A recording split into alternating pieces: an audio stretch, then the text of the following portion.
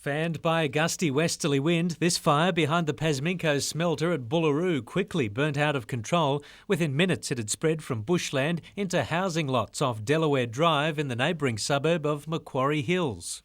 Yes, could you send them to Delaware Golfius, over? Very scary. Come up along the back fence at home there and the police come around and told us to vacate, so we got out pretty quick. So we're just hoping everything's all right up there. If not for the quick action of firefighters, several homes would have been lost. You hear about them on the news and that all the time, but you really don't appreciate what they've got to do until you come and have first-hand knowledge. You know, you've got to take your hat off to them, you really have. Police prepared more residents for evacuations, but the fire quickly burnt over Moneybung Hill, moving on two fronts, one towards homes in Taranaki Place, the other towards Lakelands at Warners Bay. Police received several reports today of children lighting fires. Yeah, well, being school holidays, I'd say it's a big chance. Maybe just their parents should have a yap to them and tell them how bloody serious it is. Paul Lobb, NBN News.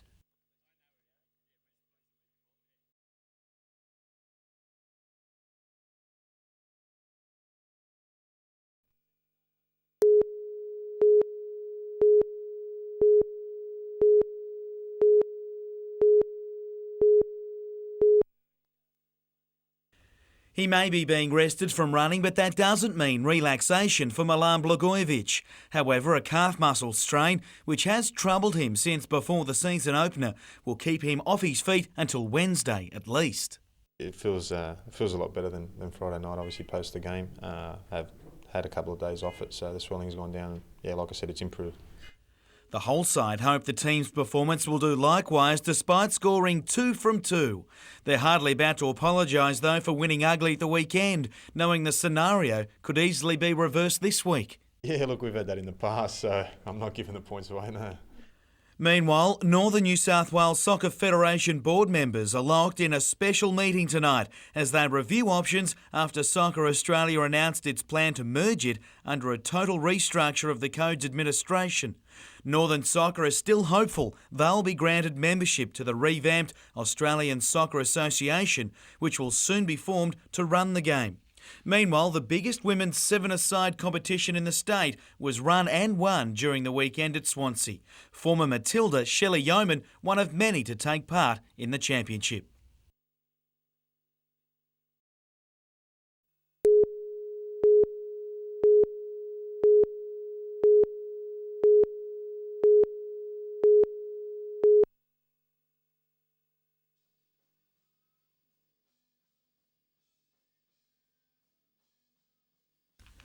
Believe it or not, it's now approaching 10 years since 3 teenagers busted out of a garage in Merewether and launched themselves into the musical stratosphere. Whatever happens, we'll just do whatever happens. What happened was that Silverchair sold 2.5 million copies of their first album, with Frog Stomp leaping into the lucrative US top 10. The whole Silverchair journey's kind of happened pretty quickly, so well, it feels like it's happened pretty quickly. It definitely doesn't feel like 10 years. Weaned on classic rock albums thanks to their parents' record collections, Silverchair was the first Newcastle band to crack the international big time and proved you don't have to leave town to make an impression. You don't necessarily have to be from Sydney or Melbourne or LA or London or wherever. It doesn't matter if you're good enough and you've got good songs and you got a love for music, then it doesn't matter.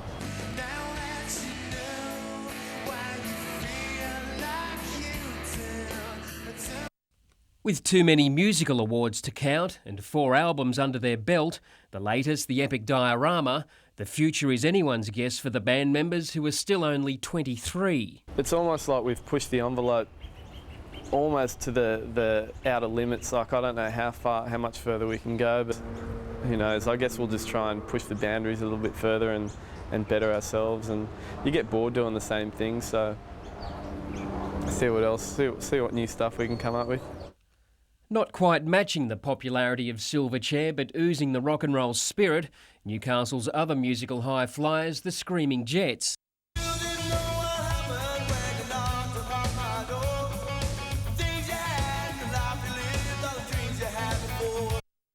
With their music a product of the town, the Jets, as they were affectionately known to fans, played like their life depended on it.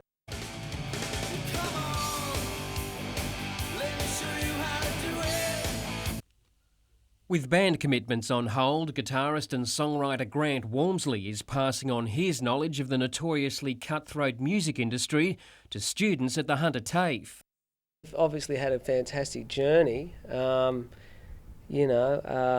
I'd certainly probably own a small island now, though, if I knew what I know now.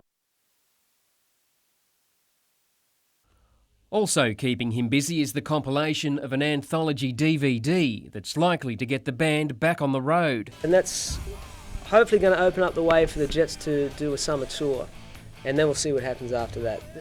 Tomorrow night, 2 young Newcastle bands hoping to crack the big time.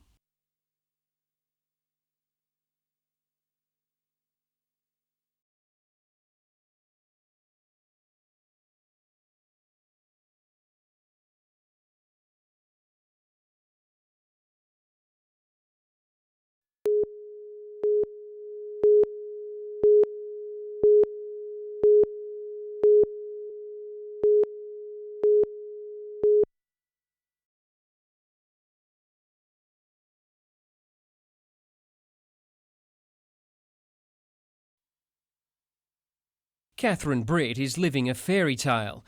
In 2002, her family funded the recording of her first CD, which caught the attention of one of the biggest names in music, Elton John. And I just got a phone call one day. I was sitting at home thinking how boring my life was, in front of the computer, and I get a phone call, "Oh, you've got to get down to Sydney right now. Elton John wants to meet you." And things like this happen. You're like, what? With Elton John telling country music heavyweights how good this girl from Newcastle is, Catherine was invited to country music mecca Nashville, where she's recording what will hopefully be her breakthrough CD, including a duet with Elton.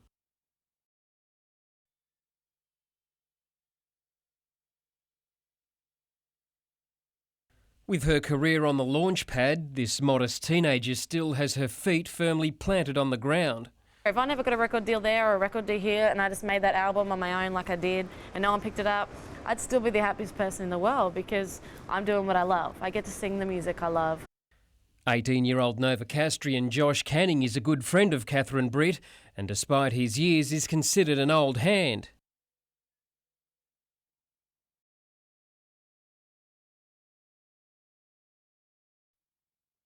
Playing what he describes as contemporary roots music, ironically, Josh was raised on a diet of the Beatles and Rolling Stones. Well, I wrote you a note pinned to your door.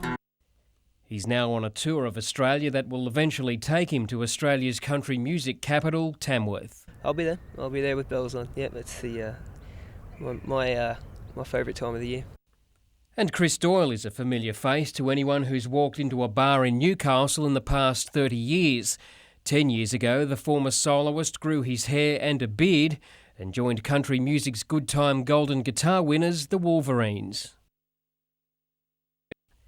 His downtime is spent composing and recording songs in his home studio, but his is a life lived in true country music fashion on the road.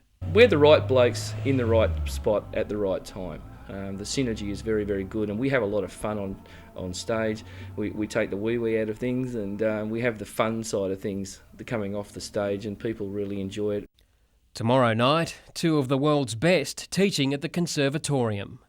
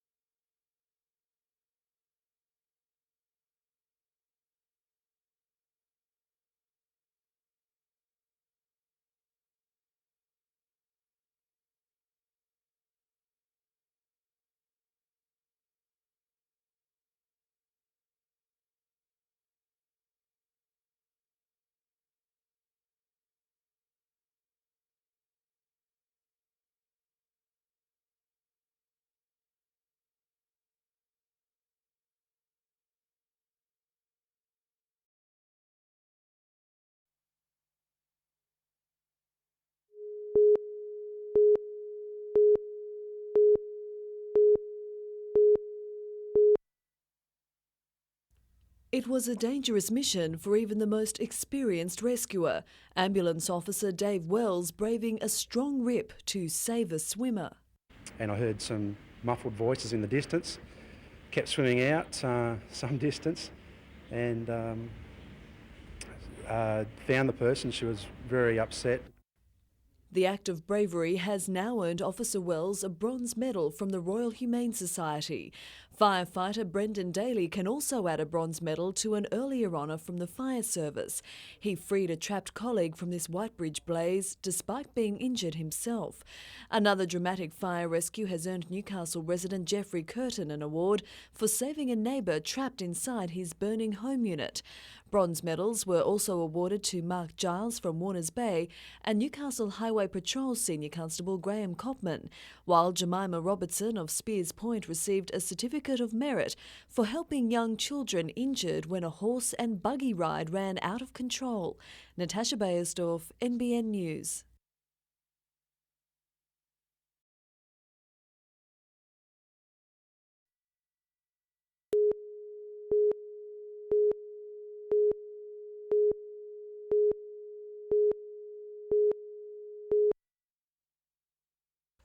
Making Lake Macquarie a healthier waterway is an $18 million 6-year project.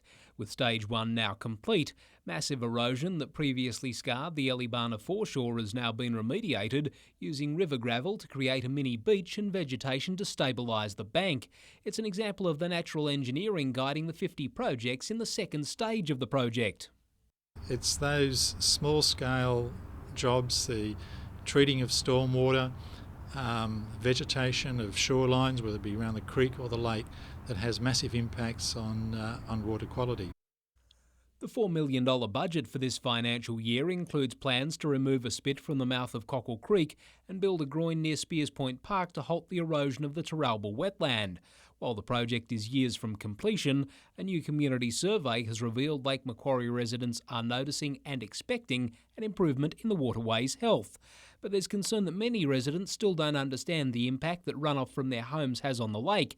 There's also a mistaken belief that tides cleanse the waterway. Whereas in fact it has a very little part, and the emphasis is really on stopping the stormwater runoff. Gary Blair, NBN News.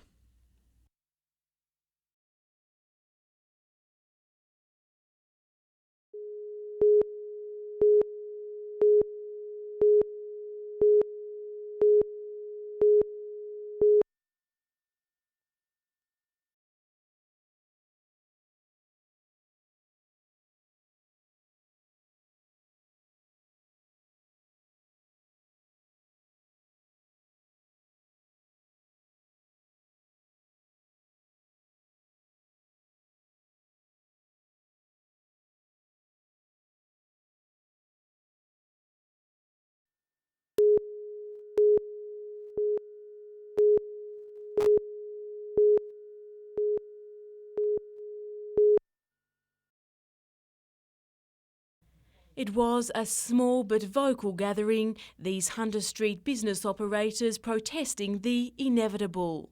The Newcastle West Post Office and the retail outlet of the Hamilton Mail Exchange will close their doors for the last time on November 14.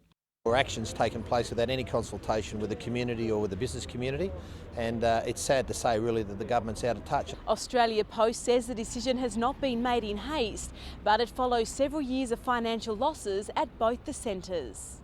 Customer numbers have also plummeted in recent years. The decision has come as a shock to staff and business owners who have labelled the move as short-sighted. Just when we're getting all the indicators of success, now they're going to take that facility out. Australia Post says it will consider providing a new retail service in the Newcastle West area in the future if the need arises. Until then, though, customers will be required to make a short trek to the Hunter Street Mall or Market Town. The 3 permanent and 3 part-time employees at the centres have been offered a choice of redeployment, retraining or voluntary redundancy. Colleen West, NBN News.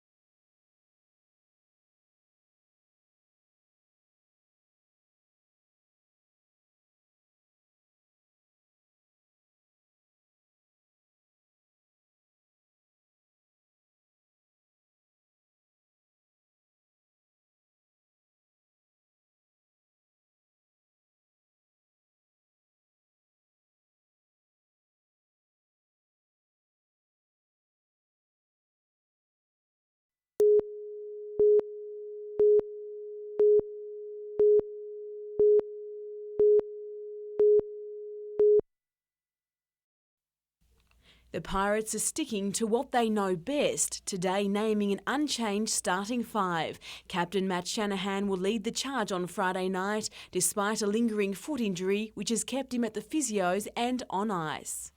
Enjoying it. I'll never ask for a sub, that's for sure. Injured player Chris Brown will also be a starter for the side, alongside import Kevin Brooks, Michael Kingma and Chris Harriman.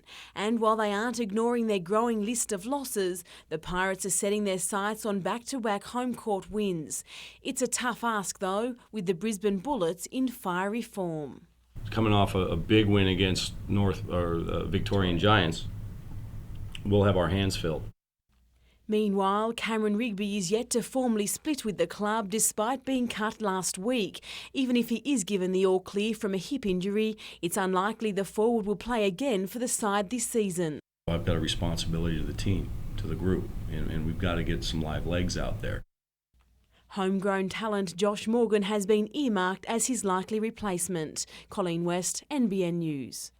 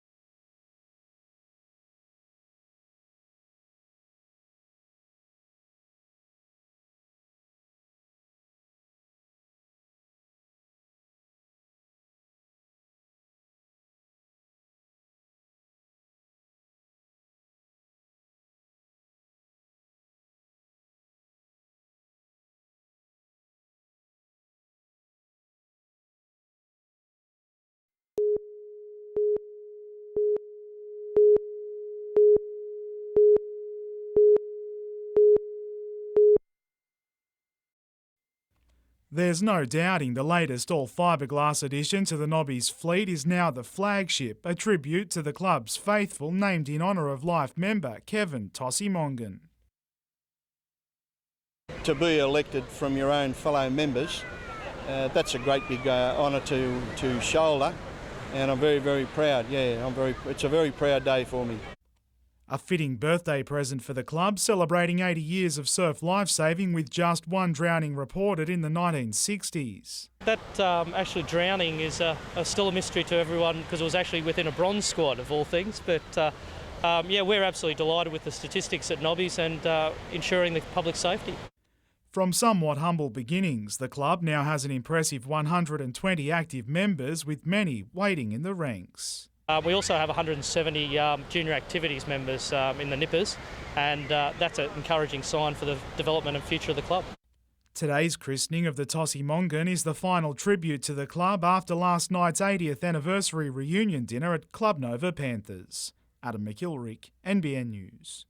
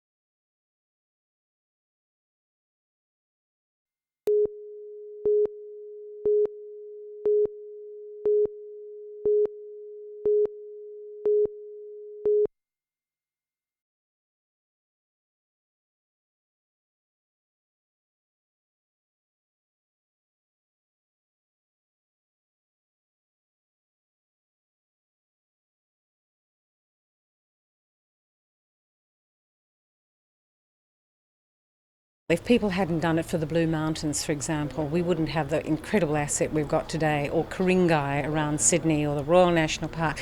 This is Newcastle's chance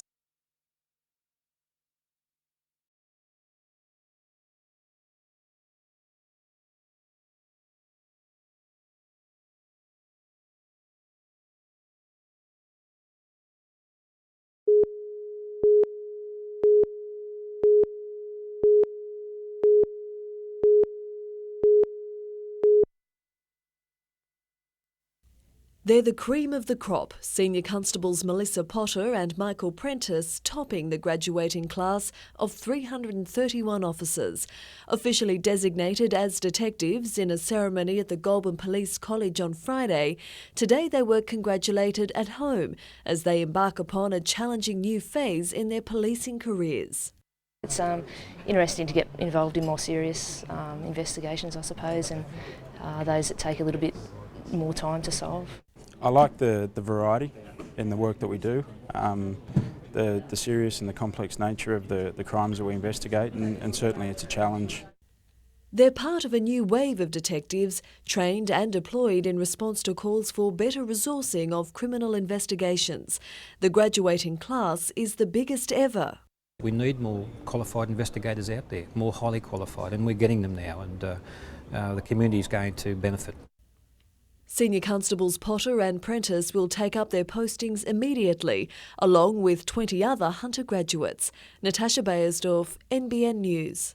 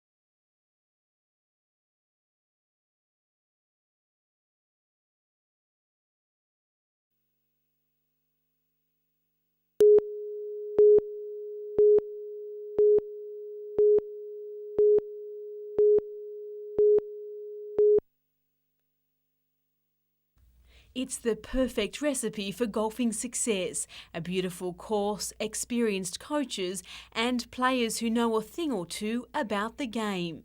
Horizons Golf Resort will become the training ground for 27 of the region's golfing hopefuls, named this morning in a talent squad for the Hunter Academy of Sport. I was stoked. It's just a dream that I've been hoping to get. Mitchell Assen will join 18 male and 8 female students for the next 12 months, learning the finer points of golf and contesting local tournaments. And while some have aspirations for a professional career, others are taking the move all in their stride. Just a sport that I continue on when I get older and fun. I mean, it would be great to continue on professionally, but I mean, there's so many other hopefuls out there. While these students are trying to improve their game, a group of experienced golfers is hoping to find form ahead of Thursday's Futures Championships. The first of 120 competitors today braved the heat at the Newcastle Golf Club for their first practice round. Colleen West, NBN News.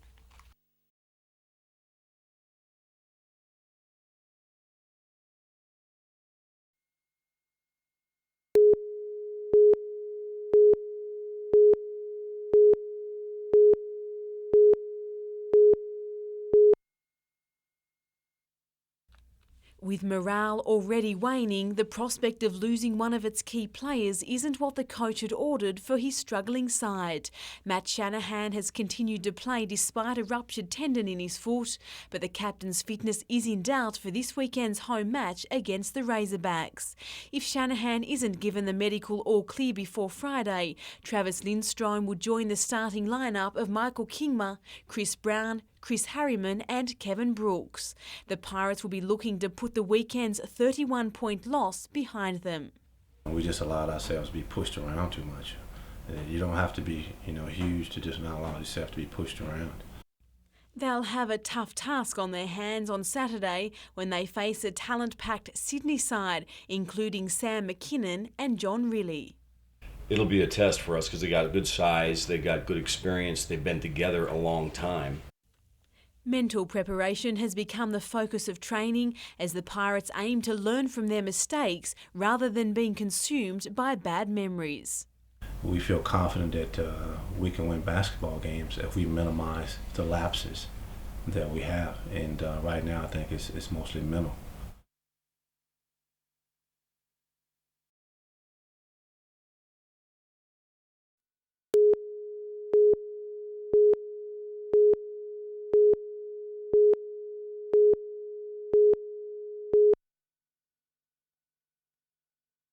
Barry and Daphne Madison certainly staked their claim on Newcastle's highest harness honour back in June when their horse Willie Morris won the New South Wales Sire Stakes final at Harold Park. Pocketing $100,000 for the win, it was a career highlight for the Western-based pair, now recognised by their peers.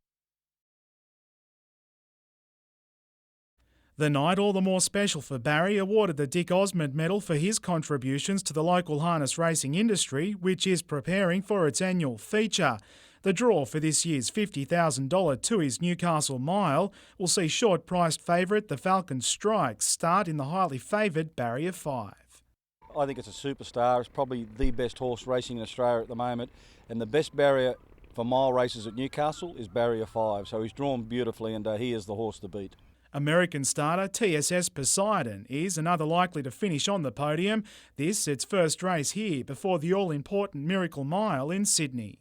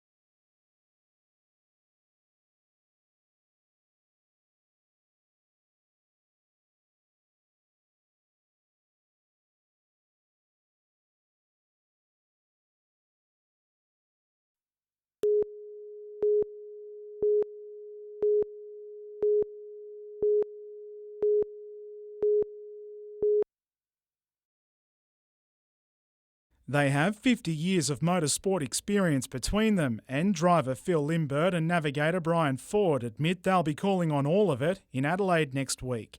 They'll be among 120 crews hoping to complete the 5-day 1,000-kilometre course through South Australia's wine country. The roads are tight, but the roads are good. And we only have last year to compare with, and we ran Target 2000, and the roads are probably very similar and challenging.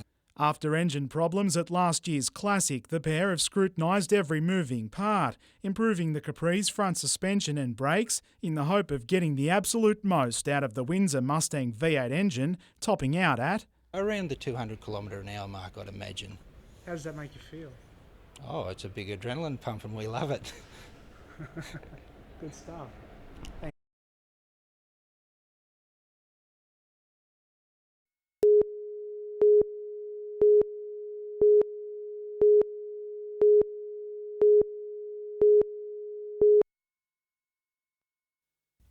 Mark Gussie lost his father and uncle to prostate cancer. Over recent years, he and wife Janine have donated $20,000 to help establish a study searching for answers. I'm not looking at it from my point of view, but I'm looking at it from my children's point of view and almost so my children's point of view. From small beginnings, the study is now set to take off with a major grant from the National Health and Medical Research Council. Researchers are recruiting 1,000 men to look at the effects of treatment, including radiotherapy and hormone therapy.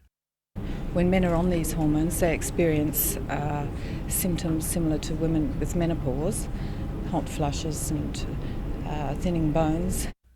The trial will also examine the effectiveness of a drug called Simeta in combating those symptoms, researchers hoping to find better treatments and improve survival rates. Women's health has also received a funding boost. Breast cancer researchers here awarded more than $1.5 million to continue their work in studying the effectiveness of a new drug in preventing the disease. Earlier trials with anastrozole are already proving promising. Natasha Bayersdorf, NBN News.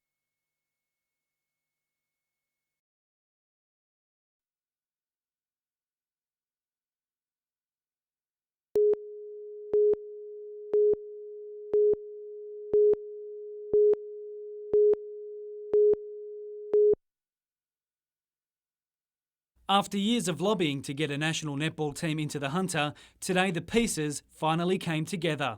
Meet the Hunter Jaegers, the latest team to represent the region on a national stage. And there's no shortage of local players in the team. Sisters Kimberly Gilmore and Reagan Jackson, Lara Wellman and Cardiff High School teacher Danielle Harvey. I've been travelling to Sydney for 10 years to play netball at a high standard, so it's fantastic to be able to do it in my home city. It's just going to be a great opportunity for those young up-and-coming players to really aspire to represent this area in the National League. It's fantastic. Named after an ocean bird, the team colours will be aqua, yellow and silver, while home games will be played out of the Newcastle Entertainment Centre. The team's first game isn't until the 30th of April next year against the Queensland Firebirds, but the coach and players are already looking forward to local support. We just know that the people up here are just sports crazy and that they really do get out there and support their team. So we've got a huge fan base already, and we've got to get out there now and perform for the people to come and cheer for us. If the Hunter get behind us, who knows what we can do, basically. Colin Robinson, NBN News.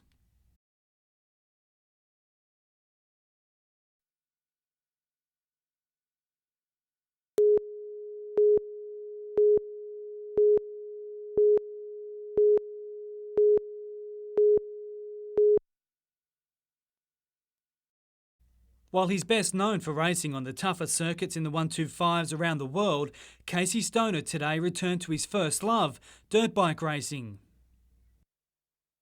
He was only testing out a new bike, supplied to him by his new 2004 team, KTM.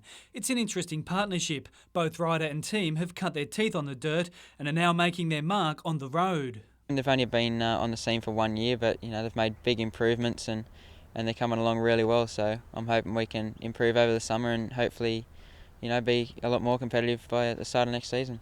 And not surprisingly, next season is foremost on his mind. 2003 will be remembered for its steep learning curve, spectacular and painful falls, along with mechanical errors adding to the frustration. But in the latter part of the season, when his luck started to shift, Stoner grabbed the hardest win for a competitor, his first. We've been trying for a few races now, so it was really good to finally get up on that top step. He tests his new bike in Portugal in December, but will be dirt bike racing at Barley Ranch Raceway near Raymond Terrace this Sunday. Cullen Robinson, NBN News.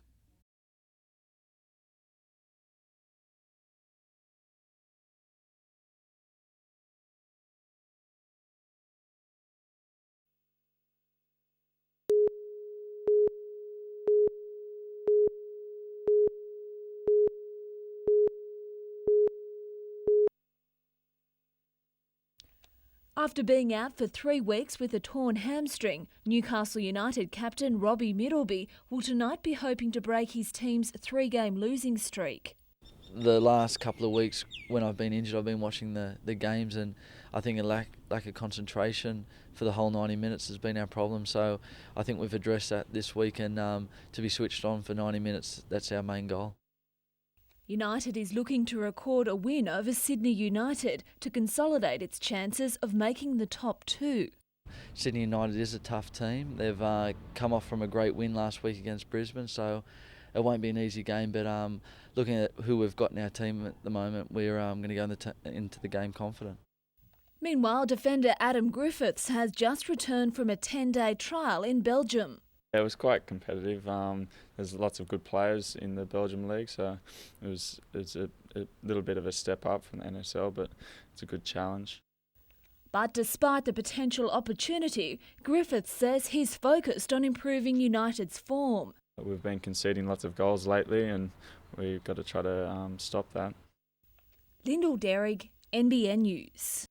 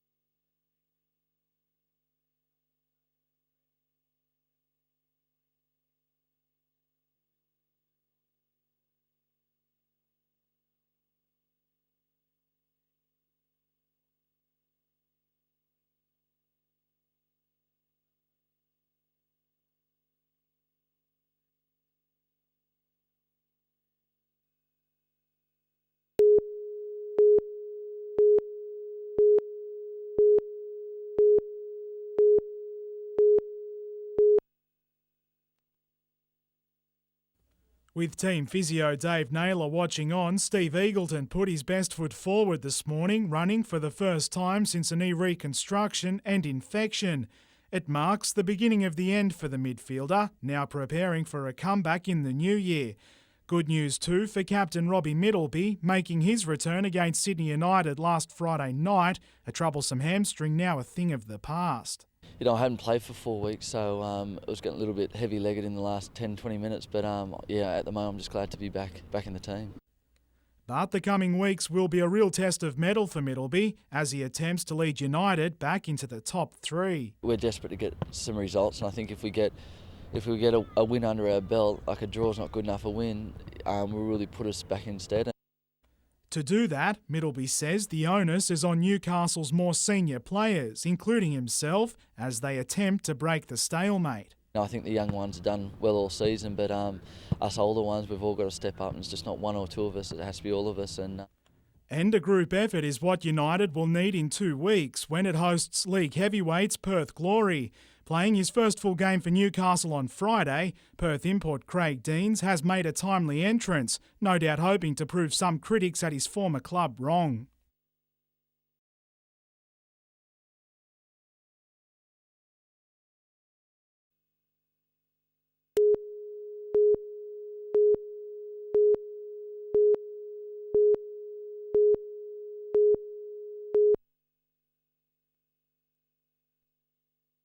With unspoilt views of the Pacific Ocean, it's not hard to see why this coastal strip of land has been highly sought after for development. Tonight, Lake Macquarie Council will consider the North Wallara Peninsula Master Plan, a concept which will lead to the creation of a new suburb to accommodate more than 5,000 people in the next 10 years. Council has been very concerned to ensure that sustainable outcomes are achieved for North Wallara because it's a significant coastal site. Of the 600 hectares of land, 35% has been devoted to public space, which includes the establishment of a new national park. But environmental groups say the plan needs further fine-tuning. There's a tiny little national park and none of that is even on the lake side or especially on the lake foreshore. We'd like to see a better plan, not just a developer's plan, but a plan that will please the community and protect more bushland around the lake. The master plan also includes developing an interchange to provide residents with direct access to the Pacific Highway. Council staff have recommended the plan be approved. However, anything built on the land in the future will require a separate approval. Lyndall Derrick, NBN News.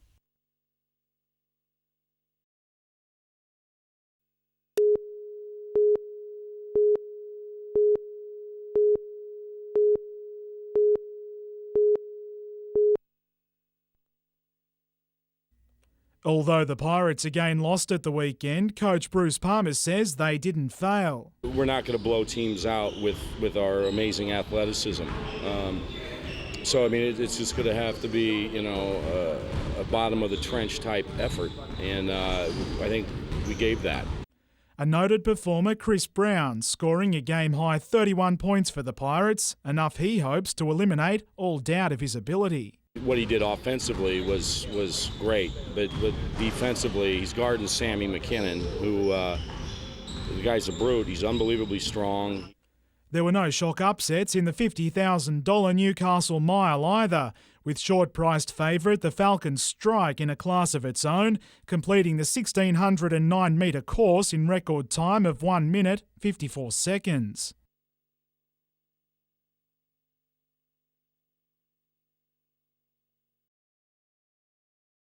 It was trainer Gary Hall's first win outside of Western Australia in 35 years. The Falcons Strike again favourite for the Rich Miracle Mile at Harold Park later this month.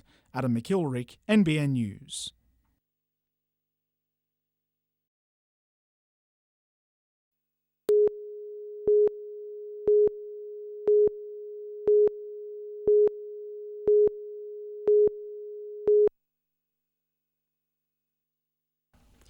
The fire had well and truly taken hold by the time fire crews arrived at around 11:30 this morning.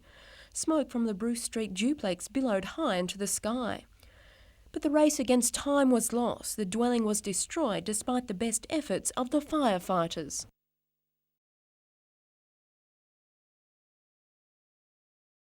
It's believed the fire may have started in the roof. The first thing you think is electrical fault, so that's about all we can say at this time until we get an investigator in to look for it. The occupant wasn't home when the fire started. She arrived as the fire brigade battled to save some of her belongings from the blaze. Firefighters managed to extinguish the fire before it spread through the roof to the adjoining dwelling. The first unit's connected to it, it's been saved, and the last unit is not connected, it's also saved, but as I said, number 2 is pretty badly damaged. It's likely the villa will have to be rebuilt or even demolished as the fire caused the ceiling and the roof structure to collapse. Tanya Carlisle, NBN News.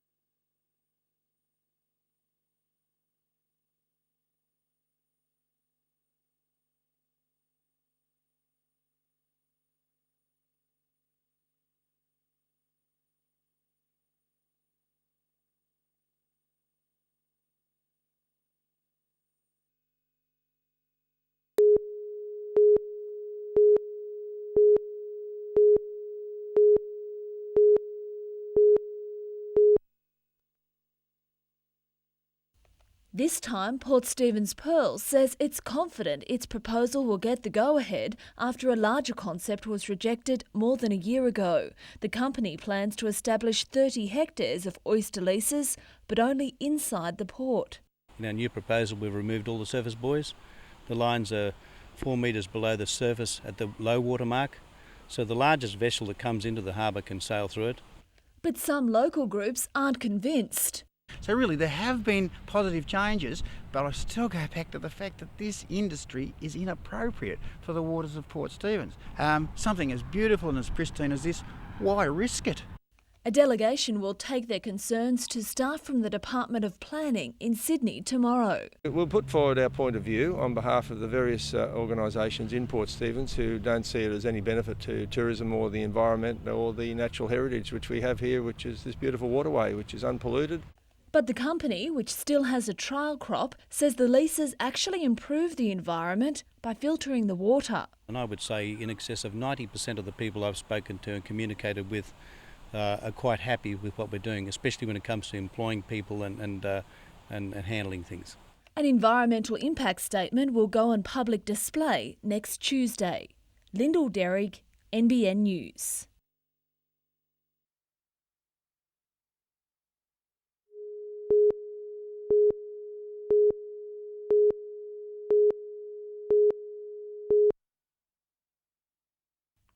It's a routine 15-year-old Alice Brown and 14-year-old Angie Bainbridge have been doing for years.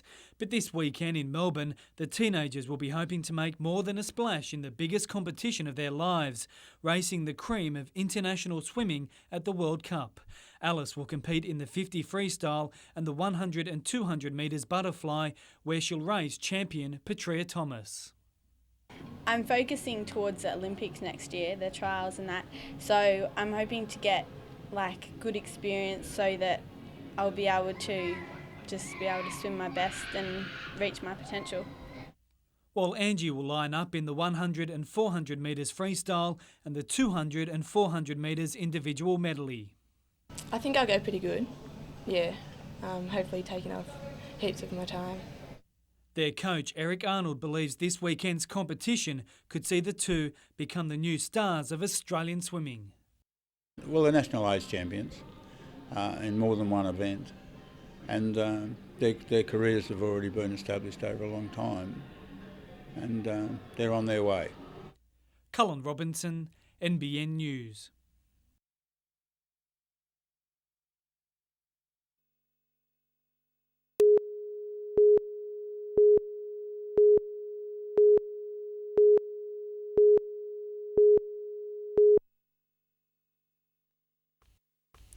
These babies are fighting for life, having been born premature. Now their struggle has been captured on paper by artist of 30 years, Vivian Nelson. She draws the babies as they are at that moment, tubes and all.